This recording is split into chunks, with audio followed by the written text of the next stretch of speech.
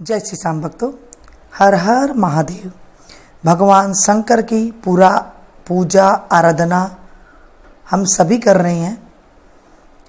इस पूजा आराधना में हमें अगर कुछ त्रुटि हो जाए तो उसमें जब हम कथा का स्मरण कर लेते हैं तो वो त्रुटि भी पूरी हो जाती है।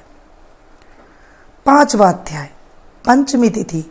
श्रावण मास के कृष्ण पक्ष की पंचमी तिथि जो आती है उसे भैया पंचमी के नाम से जाना जाता है। कहीं कहीं पे नाग पंचमी के नाम से भी जाना जाता है। जिनके यहाँ पर दोनों पंचमी मनाई जाती है, यानी कि कृष्ण पक्ष की और शुक्ल पक्ष की, वो दोनों पंचमी मनाते हैं। किन्हीं किन्हीं के यहाँ एक पंचमी मनाई जाती है, जैसे आज की पंचमी। भैया पांचे के दिन एक रात पहले मोठ और चने भिगोए जाते हैं, कथा सुनी जाती है। उसके बाद बायना निकाला जाता है। भगवान शिवलिंग पर कहते हैं नाग पंचमी वाले दिन अगर किसी को काल सर्प दोष हो तो वो नाग नागिन का जोड़ा भगवान शंकर पर अगर चढ़ा देता है, चांदी का हो तो अति प्रिय है, नहीं हो सुलभ नहीं है तो तांबे का भी, अगर आप नाग नागिन का जोड़ा चढ़ा देते हैं शिवलिंग के ऊपर तो कहते हैं कि काल सर्प दोष जिस मनुष्य के ऊपर होता है वह दूर हो जाता है। बोले शंकर भगवान की जय, माता पार्वती की जय। जब आप कथा सुने, कोई फ्रूट ले लें, कोई भी सिक्का ले लें, 10 का, 5 का, 2 का, 1 का रुपया, जितने सामर्थ्य हो आप उतने रख सकते हैं। और एक फ्रूट ले लें, हाथ में रख लें। थोड़े से चावल ले सकते हैं हाथ में। कथा सुनने के बाद 1 लोटा आप जल ले सकते हैं। कथा सुनने के बाद उस जो चावल है वो चावल को लोटे में डाल दें और फिर किसी क्यारी में डाल सकते हैं, या फिर सूर्य भगवान को भी आप अर्घ दे सकते हैं। या फिर आप सुनने के बाद उस जल को आप पी सकते हैं। जो चावल, फ्रूट और सिक्के रखे थे, इसमें से आप कोई भी एक चीज़ रख सकते हैं। जरूर नहीं है कि आपको सारी चीज़ें रखनी है।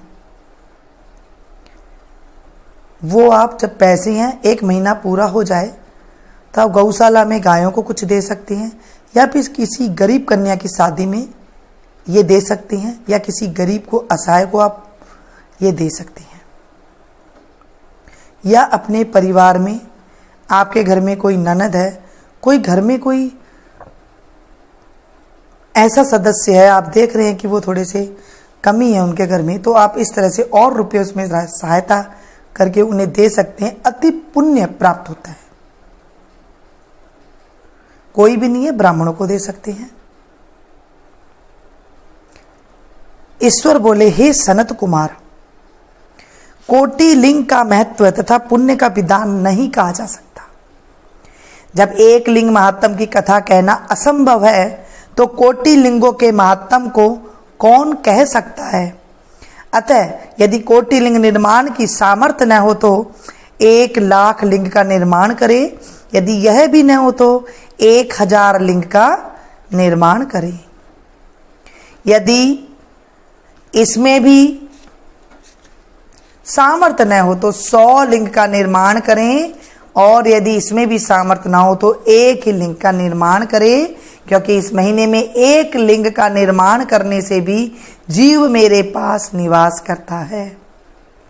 भक्ति द्वार 1650 से भगवान शंकर का ओम नमः शिवाय मंत्र सहित पूजन करें, ग्रह यज्ञ कर उद्यापन करें, हवन तथा ब्राह्मण भोजन कराएं। इस तरह व्रत तथा लिंगार्चन करने से जीव की असमय मृत्यु नहीं होती है और बंधत्व का हरण होता है। जो प्राणी इस मास में पंचामृत से मेरा अभिषेक करता है वह कैलाश में 1 कल्प तक निवास करता है तथा शिव प्रिया होता है। इस महीने में चावल नहीं खाएं। जो हविष्यान्न भोजन करता है तथा संपूर्ण धान्यों के अक्षय भंडार का स्वामी होता है। जो इस महीने में पत्तल पर भोजन करता है वह सोने के पात्र में भोजन करने वाला होता है। शाक त्यागने वाला मनुष्य में उत्तम होता है। भूमि पर शयन करने वाला कैलाश में निवास करता है। जो श्रावण में अति सुबह एक दिन भी नहाता है उसे 1 महीने के नहाने का फल मिलता है। इस महीने एक बार भी लिंगार्चन करने से 100 ब्रह्म हत्याओं का पाप नाश होता है। सूर्य ग्रहण, चंद्र ग्रहण या अन्य किसी सिद्ध क्षेत्र में लाख बार जप करने से जो सिद्धि प्राप्ति होती है वह इस महीने में एक बार ही जप करने से मिल सकती है। अन्य किसी समय में किए गए 1000 बार नमस्कार तथा प्रदक्षिणा से जो फल मिलता है वह इस महीने में एक बार ही करने से मिल जाता है। इस महीने में वेद पारायण करने पर सब वेद मंत्रों की अच्छी तरह सिद्धि हो सकती है। जो इस महीने में पुरुष सूक्त का 100 बार पाठ करता है वह ब्रह्म हत्या आदि पापों से छुटकारा पाता है। गुरु सैया पर पाप करने का भी यह उत्तम प्रायश्चित है। अतः इस महीने में बिना पुरुष सूक्त पाठ के एक दिन भी न बिताए। समीधा, चरु, तिल और घी से ग्रह यज्ञ करे। धूप, गंध, पुष्प, नैवेद्य आदि से पूजन करे। शंकर जी के रूपों का ध्यान कर कोटि होम, लक्ष्य होम तथा अयूथ हवन करे। तिलों का व्याहृति मंत्रों से हवन करे। इसी को ग्रह यज्ञ कहा गया है। हे सनत कुमार, अब 12 व्रतों को सुनो। सबसे पहले रविवार व्रत को कहूंगा, सो एकाग्रचित होकर सुनो। रमणीय प्रतिष्ठानुसार ने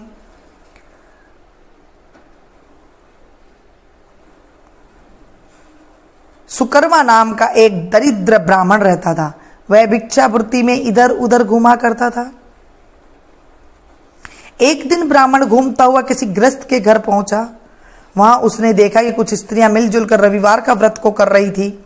उसी समय उस ब्राह्मण को देख उस स्त्रियों ने पूजा सामग्री आदि को ढक दिया। तब ब्राह्मण बोला, हे स्वादी स्त्रियां, आप सबने इस व्रत को क्यों ढक दिया? आप दयालु हैं, मुझ पर कृपा कर इस व्रत की विधि कहे, क्योंकि परोपकार के समान तीनों लोकों में अन्य धर्म नहीं है। दरिद्रावस्था में मैं दुखी हूं, यह व्रत श्रवण कर मैं भी करूंगा। स्त्रियां बोली, हे द्विज, यदि आप उन्माद, प्रमाद, भक्तिहीनता या अनास्था करोगे तो इस व्रत को हम तुम्हें कैसे दे देंगे। यह सुनकर वह ब्राह्मण बोला, हे स्त्रियों, मैं ज्ञानी तथा भक्तियुत होकर उत्तम व्रत को करने वाला हूं। इस तरह उस ब्राह्मण की बात सुनकर एक पौढ़ा स्त्री ने उसे रविवार का व्रत तथा विधि कही। श्रावण मास में शुक्ल पक्ष के पहले रविवार को मौन होकर उठे, ठंडे पानी से स्नान पान कर एक पत्ते पर 12 परिधि वाला मंडप बनावे। मंडल को लाल चंदन से सूर्य नारायण के तुल्य गोलाकार बनावे। उस मंडल में संज्ञा नामक स्त्री सहित सूर्य भगवान की लाल चंदन से पूजा करे। घुटने के बल बैठकर लाल चंदन और जपा पुष्प युक्त जल से सूर्य को 12 मंडल पर अलग अलग अर्घ दे। लाल चंदन, चावल, जपा पुष्प और उपचारों से पूजा करें। नारिकेल बीज और शर्करा युक्त नैवेद्य सूर्य के मंत्रों को कहकर अर्पण करें। सूर्य का 12 मंत्रों द्वारा स्तवन कर 12 बार नमस्कार करें। 12 बार प्रदक्षिणा करे। 6 सूत के धागों को एक में मिलाकर उसमें 6 गांठ लगावे। फिर उस सूत्र को सूर्य नारायण को अर्पण कर अपने कंठ में बांध ले। 12 फलों का बायना निकालकर ब्राह्मणों को दे दे। इस व्रत की जो विधि किसी से कहनी नहीं चाहिए। हे विप्र, इस प्रकार व्रत करने से निधन प्राणी धनी हो जाता है, पुत्रहीन पुत्रवान हो जाता है, कोढ़ी कोढ़ से छुटकारा पा जाता है तथा रोगी रोग से मुक्त हो जाता है। हे विपेंद्र, और विशेष क्या कहा गया है? इस प्रकार श्रावण के सभी रविवार, चाहे वह 4 पड़े या 5, व्रत करना चाहिए।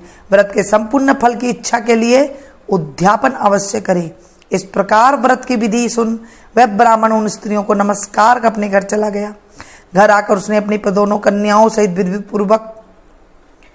विधि पूर्वक उस व्रत को किया। उस व्रत के प्रभाव से उसकी दोनों कन्याओं देवांगनाओं के तुल्य सुंदर हो गई तथा ब्राह्मण लक्ष्मीपति हो गया। एक दिन वह राजा एक राजा उसके घर के समीप होकर निकल रहा था, तभी उसकी दृष्टि ब्राह्मण की दोनों कन्याओं पर पड़ी। वे कन्याएं अपने रूप लावण्य से चंद्रमा को भी अपमानित कर रही थी। उन बालिकाओं को देखने से राजा मोहित हो क्षण भर वहां स्थित हो गया। राजा ने ब्राह्मण को बुलाकर उन दोनों बालिकाओं की याचना की। ब्राह्मण ने भी प्रसन्न हो दोनों बालिकाओं को राज दे दिया। वे दोनों बालिका राजा को पाकर प्रसन्न हो गई। प्रसन्न चित्त से दोनों बालिका इस व्रत को कर पुत्र पौत्रादि से युक्त हुई। हे मुने, मैंने आपसे इस महाप्रभावी व्रत को कहा जिसके सुनने मात्र से ही सब मनोकामनाएं पूर्ण होती है। जो इस कथा को पढ़ता है, सुनता है, सुनाता है और हुंकारा भरता है, उसकी सभी मनोकामनाएं पूर्ण होती है। बोले शंकर भगवान की जय, माता पार्वती की जय। हे शंकर भगवान, आज हमने इस कथा का स्मरण किया है। इस कथा में अगर कुछ भी तनिक मात्र भी भूल चूक हो गई है, हमारा ध्यान कहीं पर भंग हो गया है, हमारे मन में कुछ दुष्प्रभाव आ गया है, हमें क्षमा करना। हे त्रिलोक के नाथ, मेरे 3 जन्मों के पापों का नाश करना। हे त्रिगुणापति, मेरे 3 जन्मों के दोषों को दूर करना। बोलिए शंकर भगवान की जय। जय शिव ओमकारा, शिव हर शिव ओमकारा। ब्रह्मा विष्णु सदा शिव, भोले भोलेनाथ सदा शिव, अर्धंगी धारा। ओम जय शिव ओमकारा। एकानन चतुरानन पंचानन राजे, शिव पंचानन राजे। हंसासन गरुड़ासन, हंसासन गरुड़ासन, वृषिवाहन साजे। जय शिव ओमकारा। दोए भुज चार चतुर भुज, 10 भुज से सोवे, शिव 10 भुज से सोवे। तीनों रूप निरखता, प्रभु जी को रूप निरखता, त्रिभुवन जन मोहे। जय शिव ओमकारा।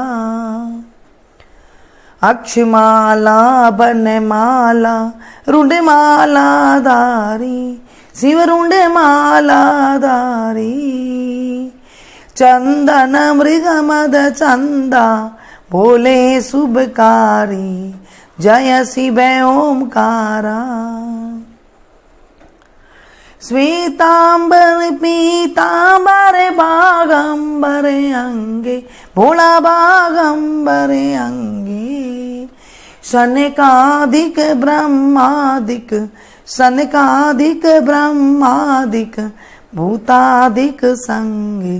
जय शिव ओमकारा। कर में श्रेष्ठ कमंडल, चक्र त्रिशूल धरता, ओ भोला चक्र त्रिशूल धरता। जग हरता जग करता, दुख हरता सुख करता, जग पालन करता। जय शिव ओमकारा। ब्रह्मा विष्णु सदा शिव, जानते अविवेका, शिव जानते अविवेका। प्रणवाक्षर के मध्य, ओम अक्षर के मध्य, ये तीनों एका। जय शिव ओमकारा। त्रिगुणमय स्वामी जी की आरती जो कोई नर गावे, स्वामी प्रेम सहित गावे। कहत शिवानंद स्वामी, मन रटत हरिहर स्वामी, मन वांछित फल पा। जय शिव ओमकार, जय शिव ओमकार। शिव पार्वती का प्यारा, शिव शीस जटाधारा। जटा में गंगा विराजे, जटा में गंगा विराजे, शंभु मत वाला। जय शिव ओमकारा। बोले शंकर भगवान की जय। सांब सदा शिवाय नमः।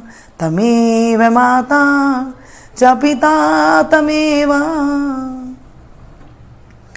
तमेव बन्धु च सखा तमेव तमेव विद्या द्रविणं तमेव तमेव सर्वं मम देवदेवं पापं पापकर्मां पापात्मा पापसम्भवो त्रायिमां पार्वतीनाथो सर्वपापो हरो त्रायिमां पार्वतीनाथो सर्वपापो हरो त्रायिमां पार्वतीनाथो सर्वपापो हरो सांब सदा शिवाय नमः।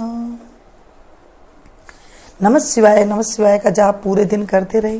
हो सके तो मौन व्रत धारण कर सकते हैं। कलह कलेश नहीं करना चाहिए, किसी को अपशब्द नहीं कहना चाहिए, क्योंकि अगर हम व्रत करते तो बहुत अच्छी बात है, लेकिन व्रत ना कर सके किसी कारणवश तो आप इन नियमों का पालन कर लेते हैं, कथा का स्मरण करते हैं। कथा का स्मरण मात्र से ही हमारे 100 जन्मों के पाप कहते हैं दूर हो जाते हैं। कथा सुनते टाइम पे एकदम मन से सुनिए आप। नमः शिवाय का मन से मनसा से आप नमः शिवाय का जाप करते रहें। नमः शिवाय का जाप जब करते रहते और कथा सुनते रहते, उसका और भी हमें अधिक ज़्यादा पुण्य फल की प्राप्ति होती है। कथा सुनने के बाद जो जल आपने रखा है वो तो या पी ले, या सुबह सवेरे जो लोग सुन रहे हैं वो सूरज को भी अर्घ दे सकते हैं या खुद भी पी सकते हैं, शाम को भी सुन सकते हैं। जब आपके पास अच्छे से टाइम हो ना, तभी कथा को सुनना चाहिए, तभी हमें उसका अच्छा फल मिलता है। ऐसे नहीं कि ताड़ तबड़ करके हम सुन रहे हैं, यहाँ पर भागा दौड़ी है, यहाँ पर सब ऐसे बोल रहे हैं, इशारे में बात कर रहे हैं, ऐसे हमें कथा को नहीं सुननी चाहिए। अकेले कथा का श्रवण नहीं करनी चाहिए, या तो किसी से सुनना चाहिए या किसी को बैठा करके सुनाना चाहिए। इस तरह कथा का स्मरण करना चाहिए। अकेले कथा का अच्छा नहीं माना जाता है, इसलिए आप जब कथा सुन रहे हो तो आप इन नियमों का पालन कर सकते हैं। मिलते हैं फिर से एक नई वीडियो में, नई ऐसे ही भोले की एक नई अध्याय के साथ। तब तक आप लोग देखिए।